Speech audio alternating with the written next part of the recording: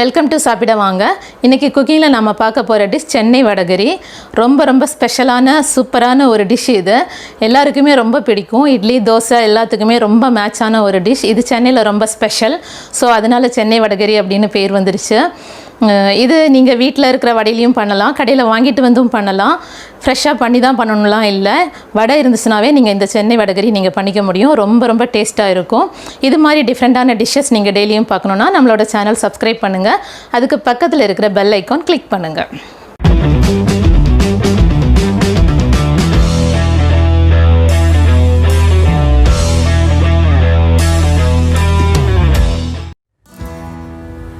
வடகரி பண்ணுறதுக்கு என்னெல்லாம் வேணும்னு பார்க்கலாம்.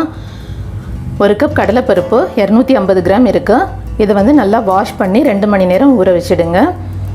6 மிளகா வத்தல், 2 ஸ்பூன் சோம்பு, தேவையான அளவுக்கு சால்ட்டு. இது வடை பண்ணுறதுக்கு. இனிமேல் குழம்பு பண்ணுறதுக்கு என்னெல்லாம் வேணும்னு பார்க்கலாம்.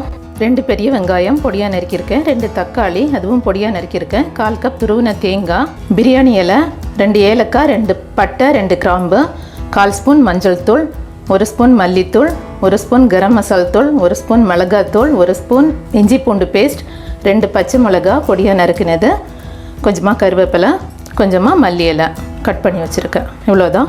இனிமேல் எப்படி குக் பண்ணுறதுன்னு பார்க்கலாம். ஒரு மிக்சர் ஜார் எடுத்துகிட்டு அதில் நாம் ஊற வச்சுருக்கிற பருப்பை நல்லா கழுவிட்டு அந்த தண்ணியை நல்லா வடிகட்டிட்டு அந்த பருப்பை மிக்சர் ஜாரில் போட்டுக்கோங்க. அது கூடவே மிளகா வத்தல், சோம்பு 2ஐயும் சேர்த்திக்கோங்க.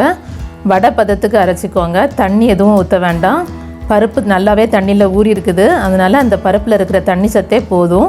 கரகரப்பாக அரைச்சிக்கோங்க. இது மாதிரியே அரைச்சி எடுத்துக்கோங்க. இப்போது இது கூட தேவையான அளவுக்கு சால்ட் ஆட் பண்ணிவிட்டு மாவை நல்லா மிக்ஸ் பண்ணி எடுத்துக்கோங்க.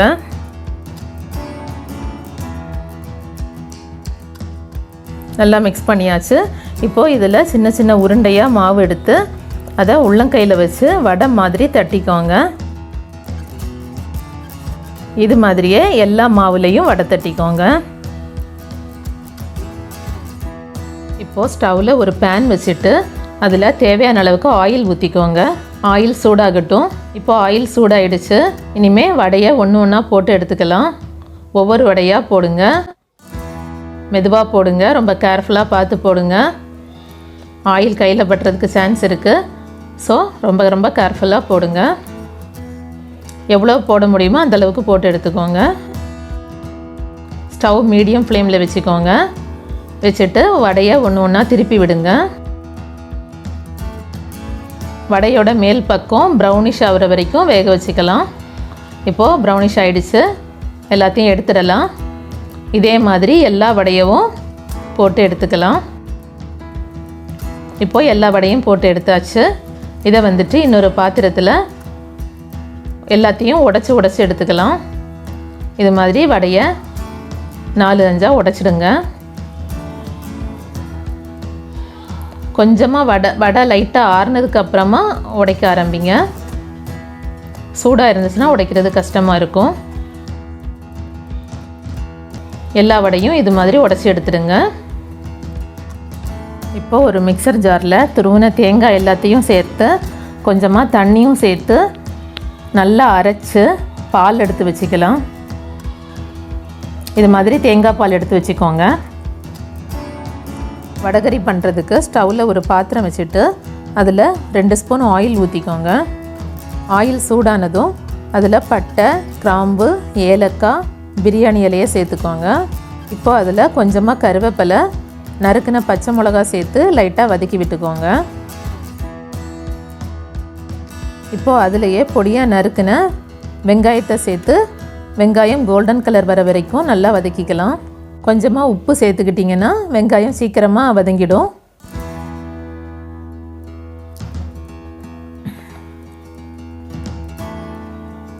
இப்போ வெங்காயம் கோல்டன் கலர் ஆகிடுச்சு. அது கூடவே இஞ்சி பூண்டு பேஸ்ட் ஆட் பண்ணிக்கலாம். இஞ்சி பூண்டு பேஸ்ட்டோட பச்சை வாசனை போகிற வரைக்கும் நல்லா வதக்கிக்கோங்க. அதுலேயே பொடியாக நறுக்கின தக்காளியை சேர்த்துக்கோங்க. தக்காளி நல்லா மசிஞ்சு போகிற அளவுக்கு வேக விட்டுக்கலாம். இப்போ தக்காளி நல்லா வெந்துடுச்சு. அதுலேயே மஞ்சள் பொடி, கரம் மசால் பொடி, மிளகாய் பொடி, மல்லிப்பொடி 4 ஆட் பண்ணி நல்லா ஃப்ரை பண்ணிக்கலாம். ஆயிலோடு சேர்ந்து இந்த மசாலா கொஞ்சம் டார்க் கலராக வர வரைக்கும் நல்லா வதக்கி விட்டுக்கலாம். ஸ்டவ் மீடியம் ஃப்ளேமில் வச்சுக்கோங்க, ரொம்ப ஃபாஸ்ட்டாக இருந்தால் தீஞ்சு போயிடும். இப்போ டார்க் கலர் ஆகிடுச்சு. அதில் 1 டம்ளர் அளவுக்கு தண்ணி சேர்த்துக்கோங்க.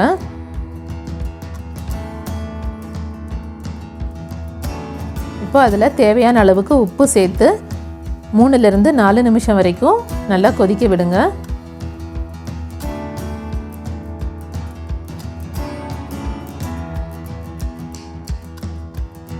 இப்போ நல்லா ரெடி ஆயிடுச்சு. இதில் நாம் ஏற்கனவே எடுத்து வச்சுருக்கோம் இல்லையா, அந்த தேங்காய் பாலை ஆட் பண்ணிக்கலாம். ஆட் பண்ணி நல்லா கலந்து விட்டு ஒரு கொதி வர வரைக்கும் வெயிட் பண்ணுங்கள். இப்போது நல்லா கொதிக்க ஆரம்பிச்சிருச்சு. இதில் நாம் உடச்சி வச்சுருக்கிற வடையை சேர்த்து நல்லா மிக்ஸ் பண்ணி விட்டுக்கலாம்.